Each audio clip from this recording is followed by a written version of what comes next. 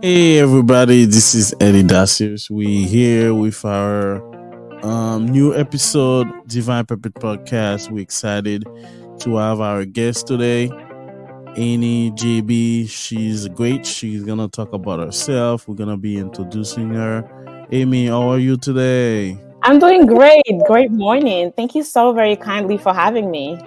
Now the pleasure is for us, and we really appreciate you being here today. So we're just gonna start with the podcast. Let's go. Welcome to the Divine Purpose Podcast, where we transport you along one of the more dynamic journeys of life. Have you ever been curious to know what it takes to become a successful leader? Or about knowing the secrets of life through the Bible? How about engaging in conversation where no topics are off limits? We will take you to new levels with guests who can help you grasp the importance of your calling. Now, here's your host, Eddy Dacius, founder of Dacius Facilities Management.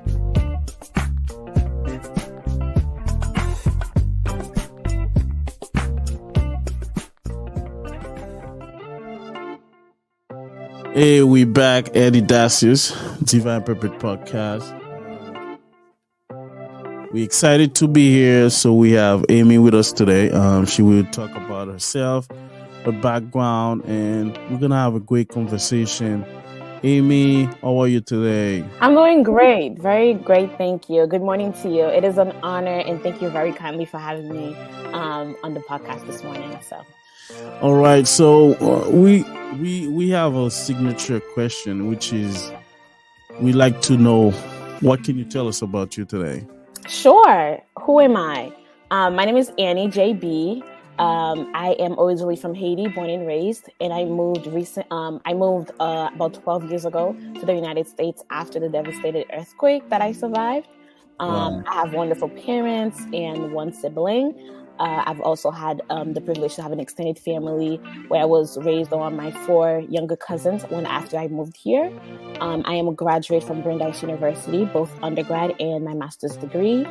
I love to have fun. My soul loves Jesus. I enjoy baking, as I like to call myself a strawberry stylist. And That's my favorite flavor too. Awesome. And I'm a passionate lover of education. More importantly, a girls' education advocate. I just got something. You said you came here 12 years ago. So I'm a survivor of that earthquake too. So I was in Haiti when that earthquake happened. Mm-hmm. Can you talk about it a little bit? Your experience there? Sure, absolutely. Despite it being, 12 years ago or so, it's very vivid in my mind. Let's see, I was in school a little bit before it happened, and then it happened when I was at home with my family being there. Yeah. And as you could have imagined, it was just like, a devastating, just terrific experience to live in. It was my first time ever experiencing an earthquake, and I couldn't run, I couldn't walk. I was inside my home. My brother and father made it outside the home, but luckily nothing happened to our house. But around our surroundings, my school, my brother's school, and my parents' business, they all got demolished over there. But luckily nothing happened to us, and I'm very grateful comparing to a few people that did not get this opportunity. Wow. So can you share your favorite childhood memory? Absolutely. It's torn between 2. Mine is May 18th. I love May 18th with my family. We had beach day, like we spent the entire day out. And as a Haitian household, this is probably some of our favorite things, to be able to be outside, because most often we are. I was raised to be in activities or at home, and just like in a very strict household. But May 18th was just like my favorite all-in day, and also Christmas at home. I love Christmas on the island. I love everything, a tradition about Christmas. So those are my 2 best favorite memories as a child. So did you, since you relocate to the US, have you ever have a chance to go back to Haiti? Unfortunately not. For various reasons, not that I do not want to. My most desire is definitely to go back Sunday quite recently. I'm hoping, but no, unfortunately no. I only went back once actually for my grandfather's funeral, but it was in and out back in 2013, I believe. But ever since, I haven't gotten a proper going back home, to relive some of my childhood memory of being at home. So. Wow. Yeah. So what was your transition to the US? And I know most Haitian, especially me, and I think we share the same experience from the earthquake, where when I first got here, I had some like PTSD of when I was on the train. The same vibration kind of remind me of the earthquake. Can you talk to us about your experience when you first got here? What was the culture shock for you? Yes, of course. It was very sudden. My move was absolutely sudden because, the earthquake happened, around January time, and my parents were just trying to figure everything out. What are we going to do with the kids? What are we going to do with our business, with the house, like just everything, because as everybody was in the same situation. So about a couple weeks later, I want to say 3 weeks or so later in February time, we moved. So my brother and I left with my dad to go live with family, because around that time, family was calling, hey, what do we do? What are we going to do? We want to help out. What can we do? So 2 of my cousins literally said, hey, you guys are getting on a plane. The kids are going to come here.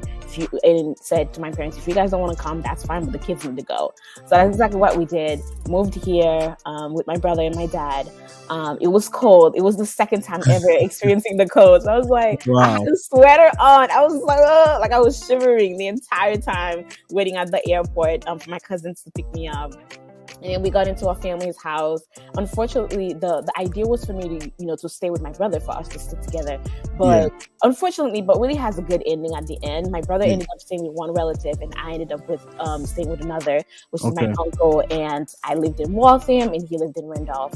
And everything was just different. Everything was different. Everything was new in terms of like family, new school, new foods that I need to get used to. And almost an entirely new way of going to church. The weather, the environment, everything was very much new to me. And I, just like much people, did not have any chance to adapt. It was just like a go mode. And I think I'm still very much into that sense on always being on the go, because, how I've had already, survived this kind of lifestyle. So yeah, it was just very sudden, very new to me, and I just have to hit the ground running, to be honest, like coming here. Wow. And thank you for sharing, because you give us so much detail on it. So my next question is, I know the transition, people don't really break it down, where everything is come down. And you need to figure out everything, because the world not gonna stop for you. No. You need to just get in and then do your thing. So, what was your first time going to school? Oh gosh, yes. I remember my uncle drove me to school that day, because he also worked at the school that I was supposed to go to. I entered the middle school when I moved here. Yeah. And, he walked into the front door with me, which I was very grateful, held my hand and went to the front door. And people were just like very welcoming. My teachers actually from that school, I'm still very much in contact with. I've gone back to school as a guest speaker. I'm a community service person. So I have a great relationship with the community of Waltham, and whom I'm very much grateful for. But the first time I went to school, I was greeted by my teacher, Miss Consolati is her name, and she is retiring this year. So yes, your teacher. Exactly. So yeah, I met with her. She took me to class, and I just sat down, and I remember I had a very quiet day, which is very unlikely for me, because I'm a very chatty person and very energetic person. But I just had a really quiet day, and observing, and other students were just like looking at me, almost looking at me funny at the same time, but really just were curious, because we're sixth graders. I came into a new school in the middle of the year, so people are gonna have questions and curious.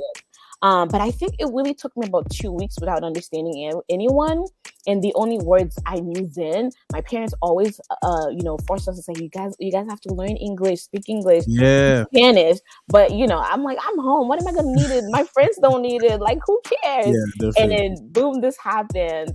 And the only words I knew was back, hi, and hello, which are like basic words, like barely any basic words. And so it took me about 2 weeks to really start to understand certain terms, certain words, certain Yep. reactions. But I'm forever grateful to Miss Consa Lady. Such a great teacher, and helped me greatly to get into adaptation with the school environment, because the school system is even different. So this is a whole new thing I had to learn, Yes. how to navigate the whole school system, how to navigate the curriculum being in the school environment. But I'm very much grateful that my experience was not a terrific one. Wow. So I like it so far because the way you explaining it, it's making a lot of sense, and you go into detail on what exactly people coming here in the United States like get accustomed to the system and strive to it. So let's go to any lesson learned you will share with our audience now in terms of like what you experience and what you learn. Throughout my experience and my storyline, I believe it's all about being confident.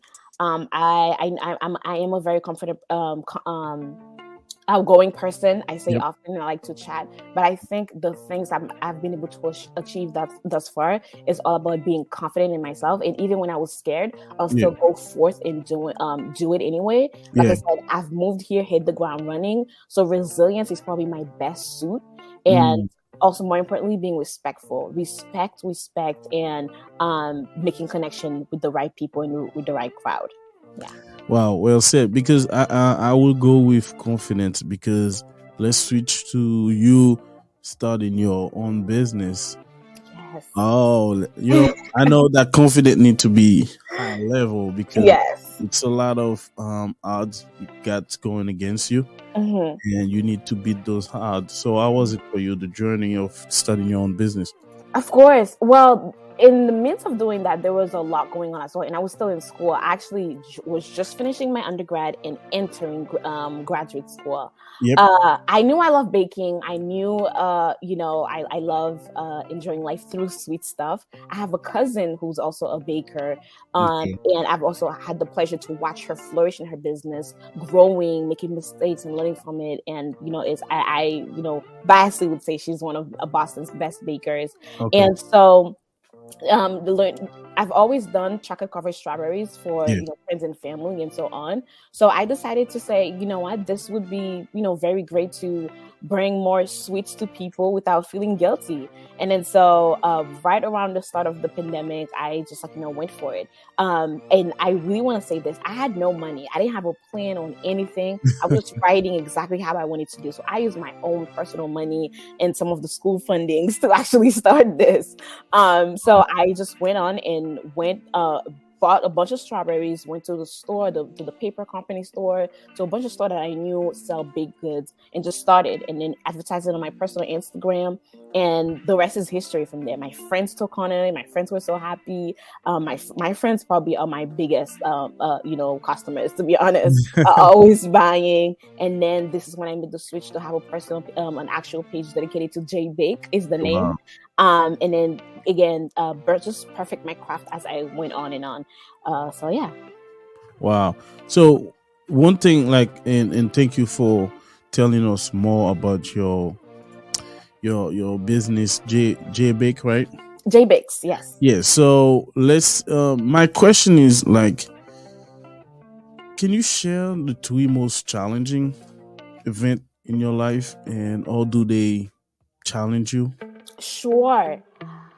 I'm gonna say it's when I left my parents, right? When I left my parents after the earthquake. So the earthquake is one, and having the knowledge that I would not be living with my parents, or having that, most intimate family growing with my parents, because my dad came and then barely 3 days later he left, so we stayed with family and friends that, at least for me, when I went to Waltham, I did not have I didn't really know that side of my family members like that. So I really have to grow a relationship with them specifically. So it's the earthquake, not living with my parents, not having this paternal relationship growing up. Granted, with the distance, it got better. We got stronger. So I'm very grateful for that. And lastly, I would say my immigration status in the States. Yeah, so that's been a great challenge for me. A great challenge to, be on the lookout or just being aware all the time, because I am an immigrant. More importantly, there's a difference to say I'm an immigrant, but I'm a first generation immigrant living here, but also I have a specific status given that I'm living in the States. So. Yeah, makes sense, and I think we can relate to that. A lot of Haitian can relate to what you're saying. Mm-hmm. So let's say you finish high school and then your choice for college. Yes. Or was it?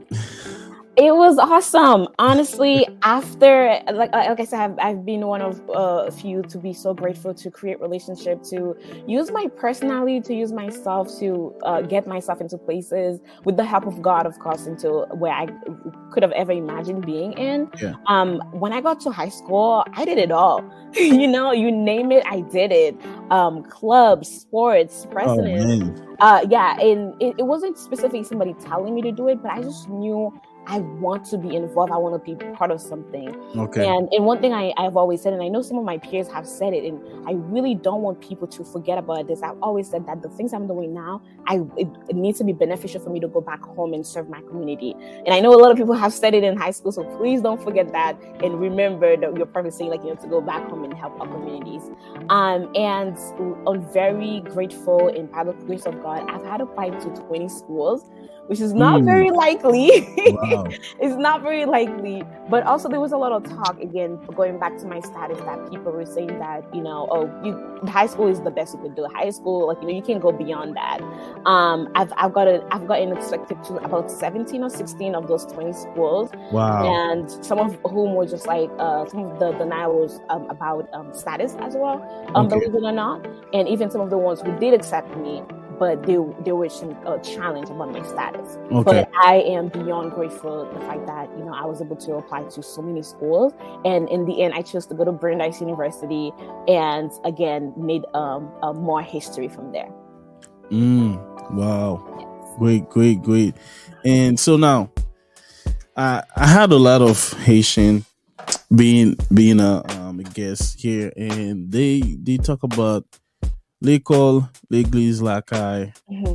Was it your experience, or you the 1% exception? Well, I wouldn't say entirely. Okay. It was my experience, but growing up in Haiti, honestly, I had a great fun childhood. My parents were fun, especially my mom. My mom is definitely that fun mom, but in a way, it's just you got to keep it classy all the time. So I did have the l'école lacaille, but it was done in a fun way. I was allowed to have friends over. My house was the meetup house. In my schools, I was very social in school, so that was great. That was my parents definitely instilled education, the importance of education in my life, and I definitely grew to love education. Hence, what I do now. But it was in a fun way. I was very active in church, still am. Choir, theater, community service. I was involved in community service in a very young age. Giving food to the community when it comes to December and all that stuff. Packing some of my belongings, or collecting other belongings to give to other students in need, to other kids and students in need in the community. I would say yes, I definitely was in the part of the 3L, but it was in a fun way for me. Yeah, okay. It was. So now let's switch to what is the most thing you are proud you accomplished? Ooh, yes, great. I have a few because I've been grateful to be a person that cherish my accomplishments for me, not only to let people see it. I'm happy. I love it when people do see it and acknowledge it. But I've accomplished a lot of things for myself, and I'm grateful for that. It's definitely getting to schools. Going to Brandeis, going to college. Especially when the odds were against me, as we were mentioning earlier. It is running the Women's of Color Alliance at Brandeis for 2 years back to back, being reelected. Wow. Being a commencement speaker finalist at Brandeis University. I love the person who definitely won the runner-up. We're great friends. In fact, we're in the same profession, but it's definitely one of my greatest thing to be up there, to be a Haitian immigrant. The odds being not going to college at all, but ended up doing amazing things in college, and even further going to be a commencement speaker. So I really love having that opportunity and people reading my story online.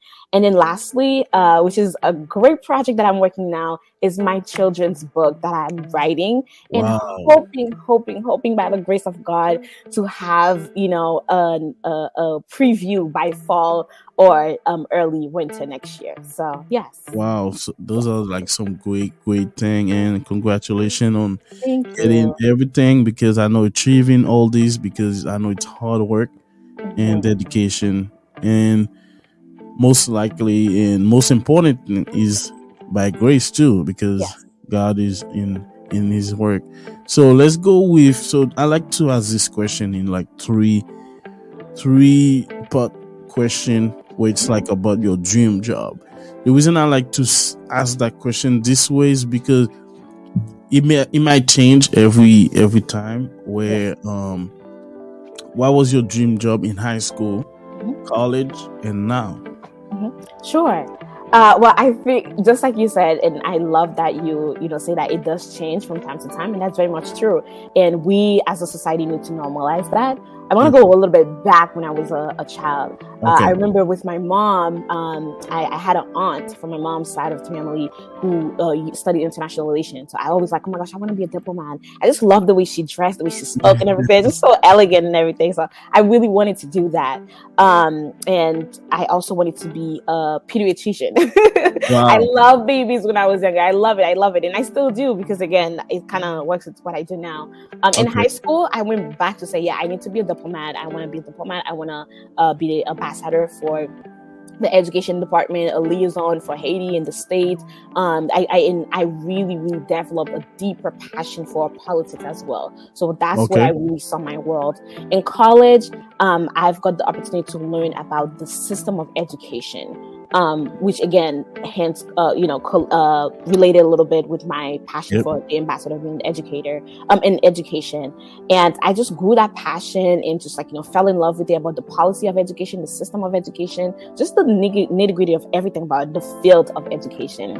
And eventually I went on to get my master's in teacher education, while still learning about the policies and getting certified into a different aspect of the world of education. And now I am doing a lot of things involving youth empowerment, education empowerment, education advocacy. So I am in the field of education, but really the end goal is definitely to pursue my passion in international relations regarding the in the field of education still. So wow. Yeah. So in the end, I'm happy it connected to a certain extent. No, definitely. And now, so best compliment you ever got it? Ooh, great question. I'm gonna say how my energy is radiant. I'm positive. Like when I am a part of a community, I definitely try to bring my best. So it's like my energy is definitely radiant and positive. Yeah. Wow. That's great. That's a great question. Great answer. So now, because one thing I like to ask, because people, it's like life is going very fast, and people are like not keeping track on every detail. So now you decided to go to Brandeis, right, university, and you starting your adult journey. You're making decisions on your own, and you're gonna have to live with those consequences and benefits of those decisions. What was the process? What was your mindset going into college? A lot of prayer from my church. And one thing I always say, I have a warrior praying mother who's always on her knees. So I know from then on, I cannot lose, you know? So coming to make decisions, coming to think about what I have to do, where I need to go. It's not just a decision that I take for myself. It's really, I consult with God. I consult with mentors and really close trusted friends.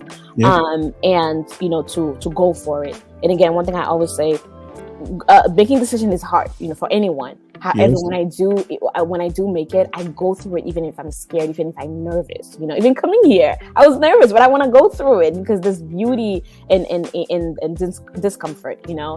And my decision of going to Brandeis, you know, by the grace of God, getting in, you know, on a full scholarship, a full tuition scholarship, must I add, and, you know, being able to do amazing things on campus is really all because God had a plan for me. And I grew to have one of the most amazing family on campus. Like my friends that I call, like, you know, in my inner circle are absolutely from Brandeis, from my group of friends at Brandeis, from the family that I created from Brandeis.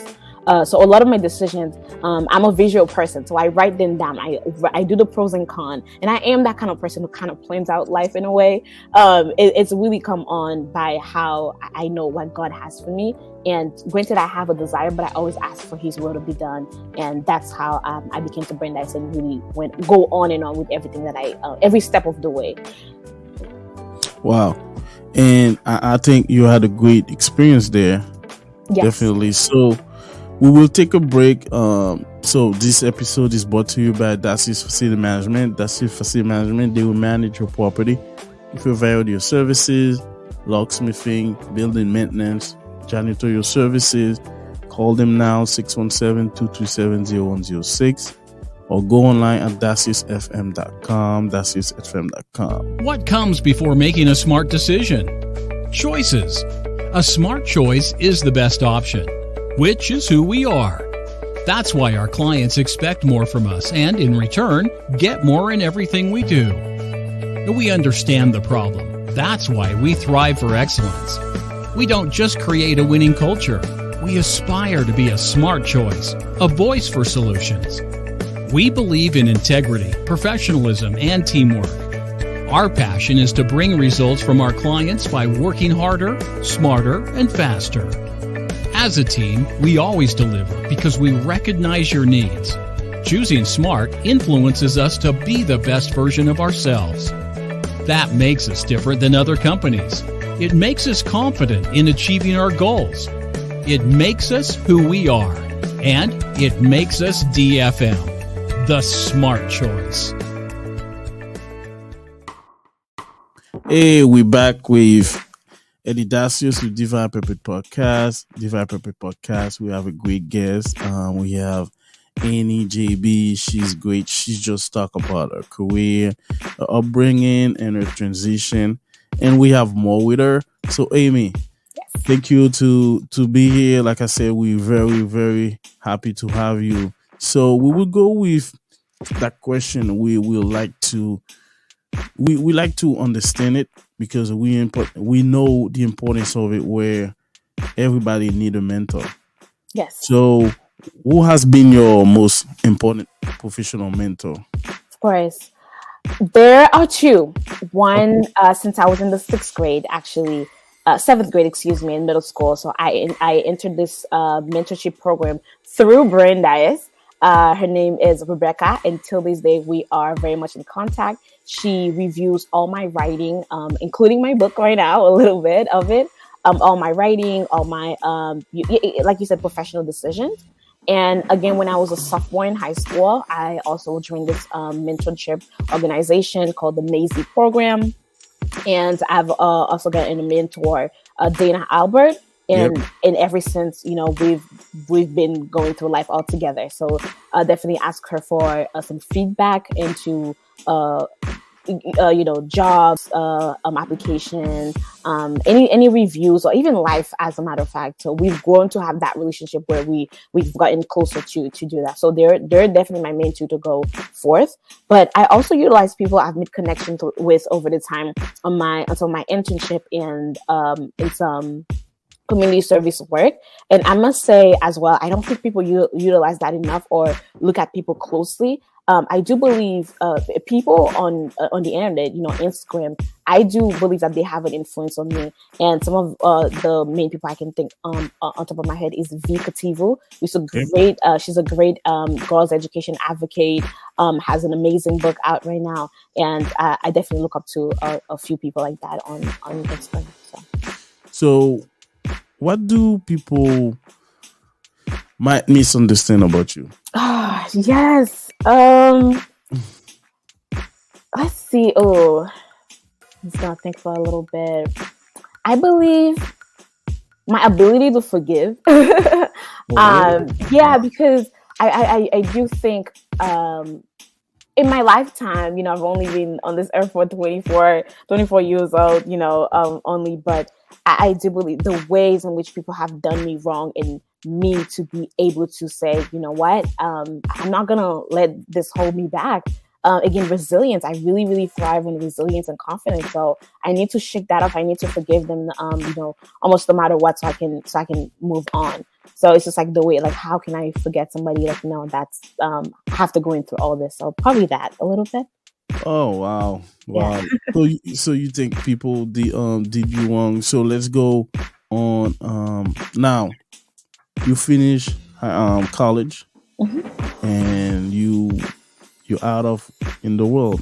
Yes. What was your first job after college? Funny. So after undergrad, I went straight to graduate school, right? Which was great. I probably shouldn't have, but it was still great. It was a lot. It was a lot of energy, a lot to go through. But after a graduate school, I kind of I took a bit of a sabbatical, if you will, want to work on my mini projects, including my books and a few things that I've been wanting to do. But I've also stepped into the classroom. So I've been teaching for a little bit.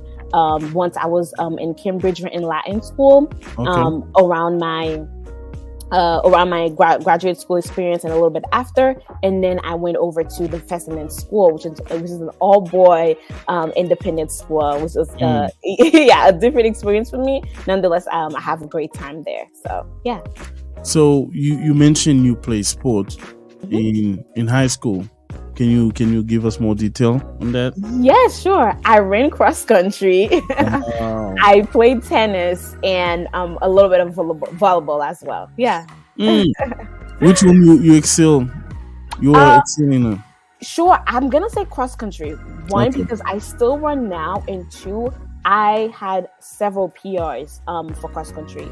The reason why I said that I fell in love with it and I excel in it is I came into cross country not knowing what I was doing, not knowing how to run, and if I must say so as well, I was I was on a little bit of a heavy side, so I really had to learn a lot, like, what is running, why do we run, like, what does it do to my body and everything. So as I went on from sophomore year all the way to senior year, I literally had to adapt and understand the sport itself and how I use only my body and my flexibility to run.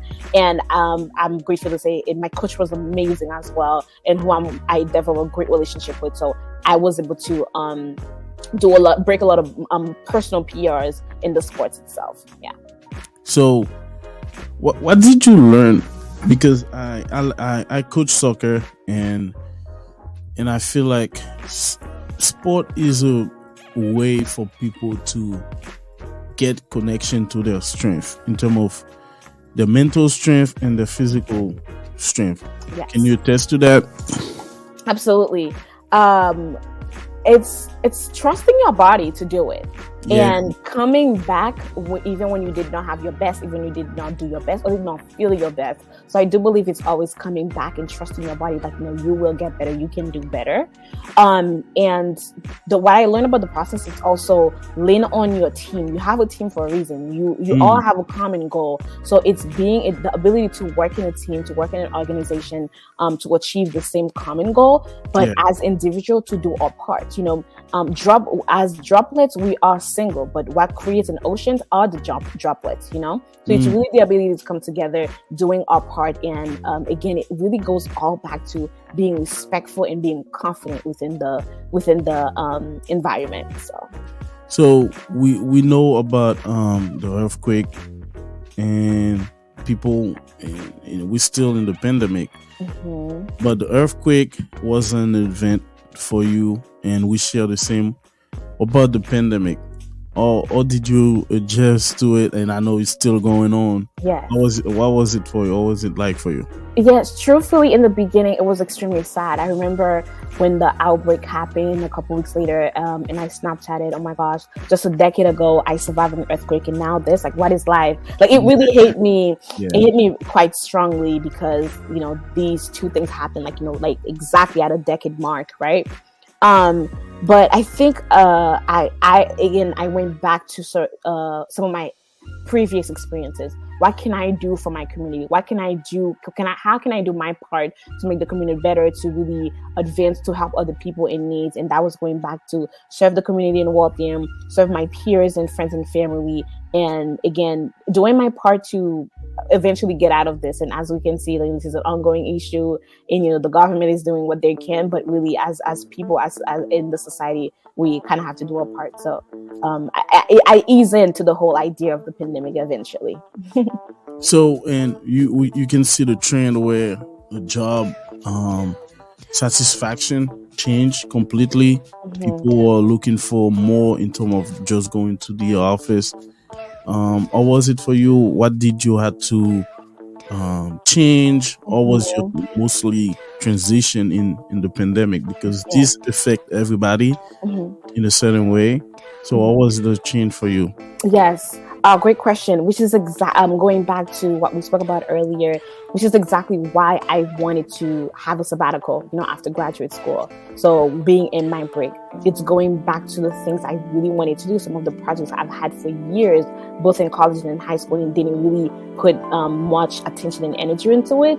And also doing fulfillment work, but for my own fulfillment. And which is when I joined the Chica Project organization, and where I'm a facilitator and a mentor, and I absolutely love every minute of it. Being able to work with young identified young girls, and being in the environment to have conversation, taboo conversation, essential topics with them about once a week, and checking it with them, and having a village community on Saturdays to hear some of these young identified young women and girls coming into a community and host great conversation. Yeah. Okay.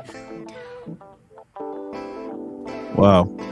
No, definitely. So, like you mentioned, Chica Project, we had the privilege to have Claudia Jean on a podcast. I don't know if you know her. Oh my gosh, Claudia has my heart. Absolutely. Yeah, she did a great job, and she was on our. We have a fast 5 panelists where we were talking about the MLK in the Haitian perspective. Mm-hmm. If you had some time, check it out on our YouTube, on LinkedIn, on Facebook. She did a great job. So let's switch to now. You own JBix, and what's the future for JBix?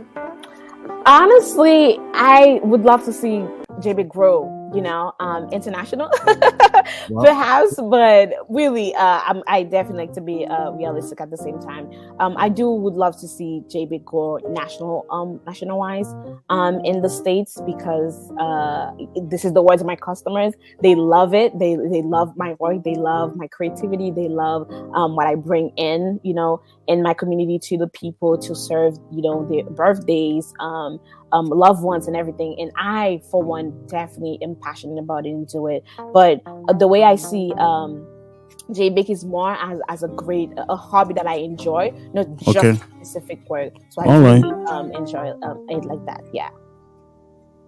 Wow. Well said. So we wish success to JBix, and hopefully we can get some. Let me know, or can people get in touch with you and get to taste your craft, your creativity, and your unique way to improve with like you said, you like to mention sweet. People don't like to have that, but I like sweet. I like cake. So how can people get in touch with you? But what we say over here at JBig is enjoy this dessert guilt-free. So we have an Instagram page, and I'm glad to pass it along to you. Through Instagram is where you see all of catalog work, and then we also have a tree link through there where you can order for your personal event desires, as well as catering from us as well. And we've had the pleasure to work with a few people in a few communities. So it's all on Instagram, and it's all through the background word of a Google worksheet is how you order, and then this is how you reach to us. Yes. Wow. Thank you for sharing. So we understand that being especially in this state in Massachusetts, which is very education oriented, is that what's drive you, or was it for you to embrace all this opportunity that was given to you? Yes. I definitely do think the energy around Massachusetts has something to do with it. Honestly, it's really taking it with open arms, like the way I know I see my future in. So every opportunity that comes my way that God has been able to make me come to interaction with, I just take it, again, hit the ground running with it and do my best, bring my best authentic self. That's one thing first and foremost I try to do is bring my, I can only be me. So I really bring my best self into it, and then I see just the results unfold. And I couldn't be any more grateful with all the opportunities I've gotten, and really the sky's the limit, and I'm just getting started until taking more and more until I'm seeing education is equitable for girls in the States, but more importantly internationally, and that to see women's right as humans rights. So let's quickly talk about syndrome, the imposter syndrome. The reason I like to talk about it because in Haiti, I never knew about racism. I don't know if I experienced it or not. I don't think so. But here is different, where there's different way people see you or see us. Do you ever experience the imposter syndrome where you don't feel that you can truly be yourself at work? Absolutely.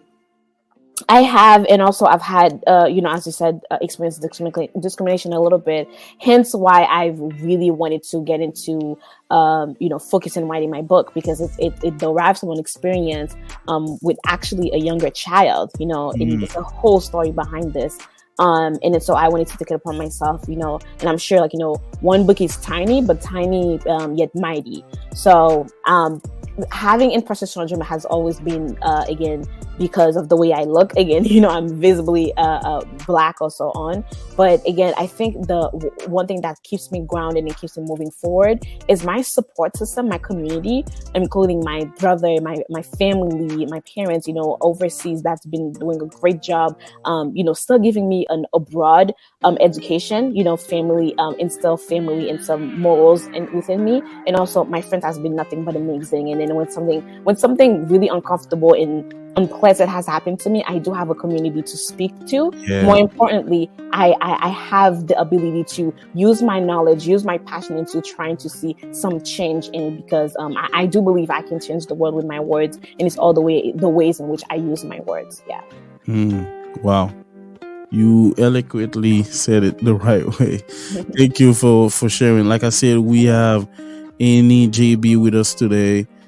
She's talking about her background, she's talking about her dream and all her accomplishment, and I think she's not done yet. She's just started. And we appreciate her. So it's time for Hot Topic. Topic is a section where we go into like questions like people don't have a chance to ask, and we will just definitely like to hear you on Hot Topic. Let's go with Hot Topic right now.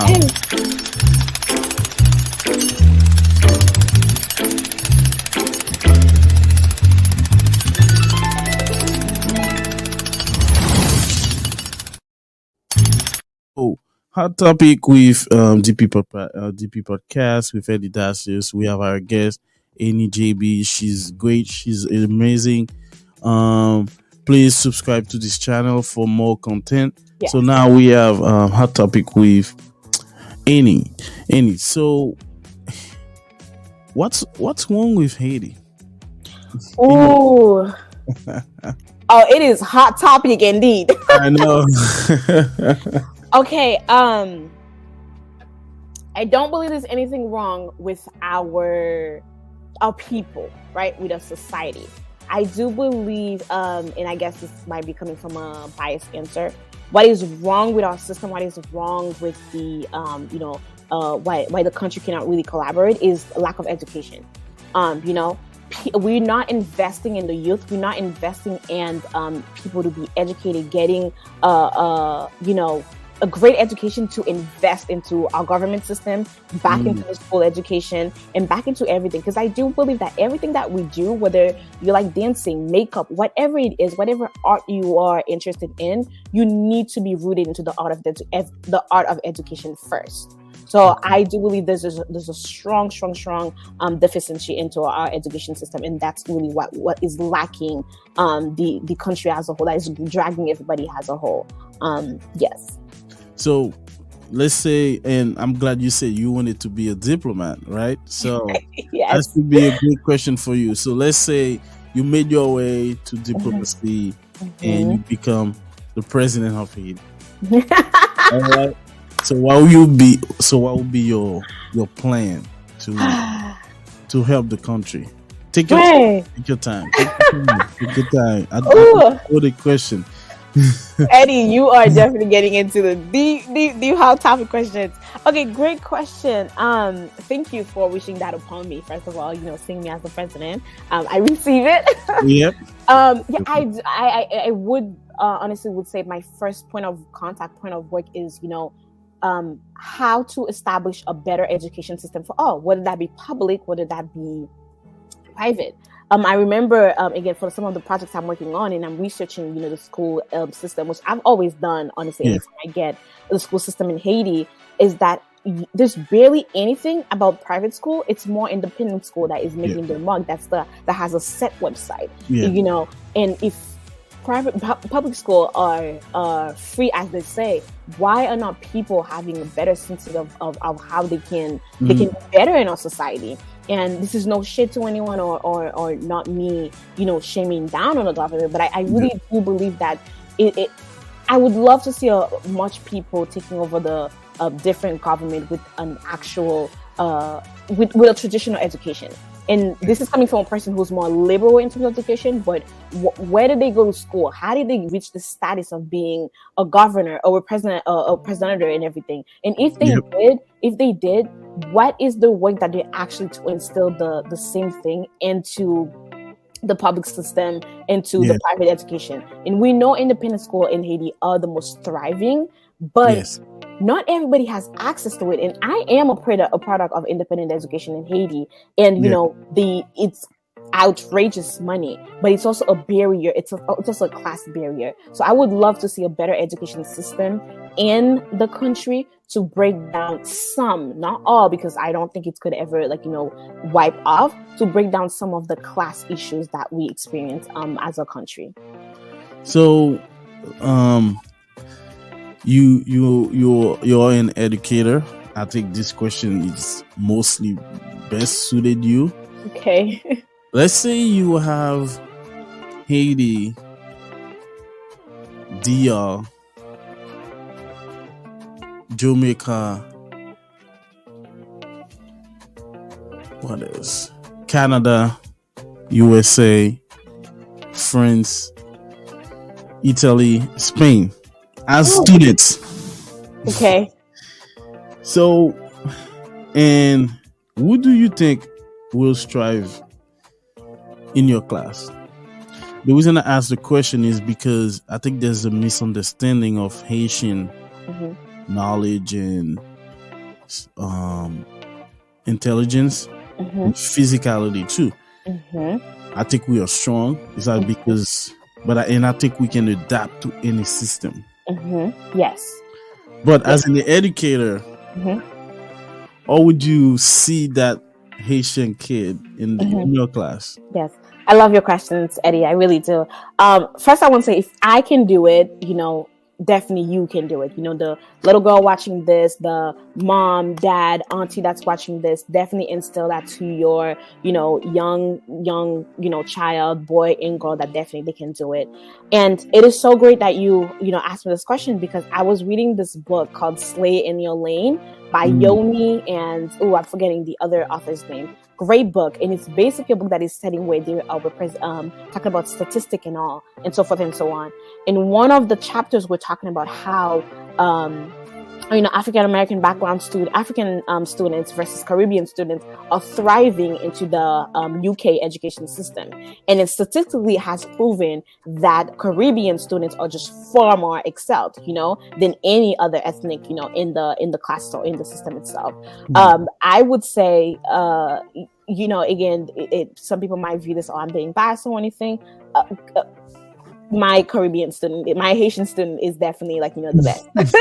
He is, because one, you do have the support from the parent, and that may not be every Haitian household, but one, I would have the support of the parent, because Haitian parents, stand strong. If they go to a parent meeting and hear that you are acting up into the classroom, you are doing this, you better believe this student is going to come back straight as a ruler to your classroom. And I have seen it happen. I have seen it happen both when I was a student in class, and I've seen it happen both as me being in a educator in a teacher position in classes. Okay, so I am forever most grateful to the support of Haitian household, Black household, for students in my classroom. And two, I do believe that we have this greater sense of purpose. We know that we're here. We know that we just want something out of it. It's we just don't want to come to school and then for it to be it, for that to be it. And again, it sounds like a general statement that I'm making, but it does apply to most, I think, most students. At least, I'm going to say at least a great 80% of students, that's how they think. And while not everybody is made for education, but I do believe, more importantly, most Caribbean, most Haitian students are always God first, education first, and then the rest comes after. So I'm gonna have to give it to my Haitian student in the class. Oh wow! Don't come for me. Some people will say you're biased, but I think definitely that's a statement I will go with too. Yes, I may look biased, but I have statistics and I have seen it, so that's where I'm coming from. So I'm not just coming in blindly, just so everyone knows. Wow, well said, Amy. So now, Amy, so let's go with you mentioned about book. So what would be 3 books you can recommend to our audience? Oh, great question. First and foremost, the Bible, and maybe you're not religious or anything, but any spiritual book that makes you in tune with your body, in tune with your mind, in tune with yourself. So I would recommend any religious book that you are aligned to. Second book would be Educated. Educated is amazing. It is a great book, and I've had a lot to learn about it, and I do think anybody else can pull a few great points from it too. And lastly, I would say the Michelle Obama book as well. Becoming. Becoming. It was great. And then Educated is by Tara Westover. And Michelle Obama's, obviously Michelle Obama's book, Becoming, was also great. And I have a list ongoing, which I love sharing book recommendations to people, but those are my best few. And, perhaps mine when it comes out. Oh, yes, shameless plug here. So, yeah. We will reserve your spot to kind of promote your book if you want on our podcast. Thank you. We will be glad to have you. So let's go about what question you wish I asked you today. One question. What's this one question you wish I asked you today?